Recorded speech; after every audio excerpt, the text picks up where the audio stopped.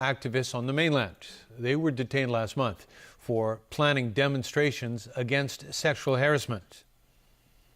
I think it's a shame. How come 5 women try to persuade the people of Beijing to pay attention to the sexual harassment and then become a suspect? I mean, it's totally outrageous. Mainland authorities arrested a group of female activists ahead of International Women's Day last month for trying to raise awareness about violence against women. 5 of them remain in criminal detention awaiting prosecution. Local activists marched to the central government's liaison office this afternoon calling for their release. They also demanded the immediate release of Liu Xia, the wife of jailed Nobel laureate Liu Xiaobo. She's under house arrest in Beijing. Many people paid respects to their ancestors and deceased loved ones as Hong Kong marks Qingming Festival today. Some worshippers say the offerings were more expensive this year. Ronnie Samtani reports. It's tradition to honor the dead during Qingming Festival. Today it was no exception. Many people flocked to various cemeteries around town, burning paper offerings and sweeping graves. At the Diamond Hill Cemetery, families brought along different items to pay homage to the dead.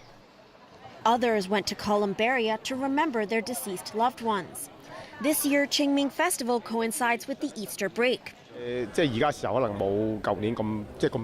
This man noted that because of the long holiday, there were fewer people out today sweeping graves.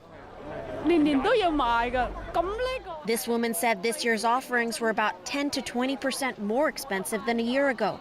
But because she has to pay respects to her ancestors, she has no choice but to buy them every year. Over at the Asia World Expo, a Qingming Festival shrine was set up. 8,000 Chinese people from different regions took part in traditional ceremonies.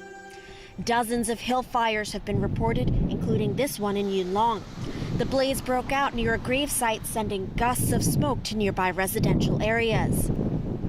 The Food and Environmental Hygiene Department put up banners at various cemeteries, reminding the public to be careful when paying respects to the dead.